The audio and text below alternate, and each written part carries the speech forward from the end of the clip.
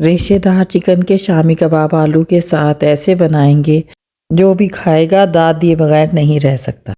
तो बस बताई गई रेशो के मुताबिक हमारा कबाब मसाला इस्तेमाल करें।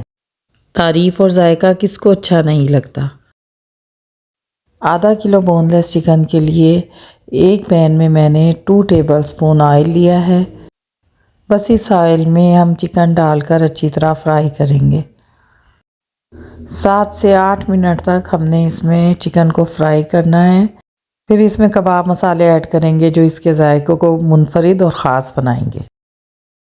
8 मिनट के बाद सबसे पहले मैं इसमें जो चीज़ें ऐड करूँगी, आधी छोटे साइज़ की प्याज मोटे टुकड़ों में कटी हुई, साथ ही लहसुन के चंद चबे, तकरीबन 4 अदद स्लाइस में कटे हुए, और इसके अलावा खुश्क मसालों में 1 चम्मच नमक, 1 चमची चिकन पाउडर, आधी चमची काली मिर्च पाउडर, आधी चमची सफ़ेद मिर्च पाउडर, 1 चम्मच ज़ीरा, दालचीनी का एक मोटा टुकड़ा, 7 अदद साबुत मिर्चें, 5 काली मिर्चें और 2 अदद लौंगे।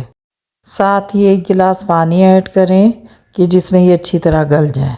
पानी में उबाल आ जाए तो ढक्कन ढककर इसको लो मीडियम फ्लेम पर तकरीबन 20 मिनट के लिए छोड़ देंगे कि चिकन अच्छी तरह गल जाए। अब आप देख सकते हैं कि चिकन गल चुका है, जबकि पानी इसमें थोड़ा सा बाकी है। तो ये जो थोड़ा सा पानी बाकी है इसको हम बिल्कुल हल्की आंच पे खुश्क कर लेंगे। पानी का खुश्क होना बहुत ज़रूरी है। फिर मैं आगे का प्रोसेस आपको बताती हूँ। यहाँ पे 3 अदद दरमियाने साइज़ के आलू उबाल लिए हैं। बस इनका छिलका उतार के इन्हें अच्छी तरह मैश कर लेंगे। आप देख सकते हैं कि चिकन को हमने श्रेड कर लिया है कि बहुत अच्छी तरह गल चुका था, तो इसलिए बहुत आसानी के साथ ये श्रेड हो गया। साबुत मिर्चों को इनमें तोड़ दिया है और मैश किए हुए उबले आलूओं को हम इनके अंदर मिक्स कर लेंगे। अगर दालचीनी या लौंग कोई साबुत नज़र आए तो उसे निकाल दें मिक्स करते वक्त। आधा किलो आलू के लिए ये बिल्कुल परफेक्ट रेशो है।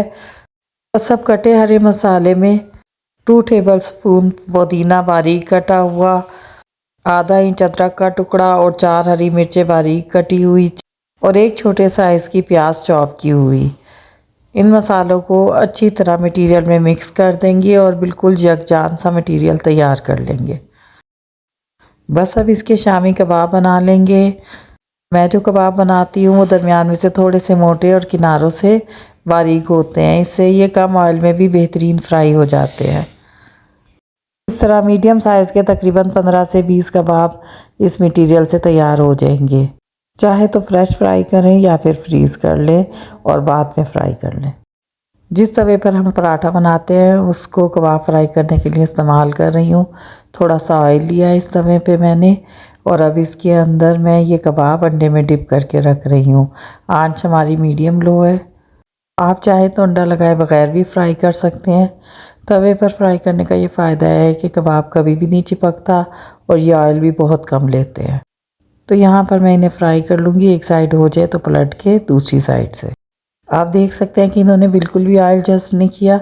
इसी तरह मैं सारे कबाब बारी बारी फ्राई कर लूँगी। तो बस जो कबाब मसाले की रेशो हमने इस्तेमाल किया उसकी वजह से ये कबाब इंतहाई मज़ेदार बनकर तैयार होते हैं। ज़रूर एक दफ़ा ट्राई कीजिएगा हमारे इस तरीके से, यकीनन बहुत सारी दाद मिलेगी। रेसिपी पसंद आए तो हमारे चैनल को सब्सक्राइब कर दें। वीडियो को लाइक और शेयर करना मत भूलें। अल्लाहुम्मा सल्ली अला मुहम्मदिन व आले मुहम्मद।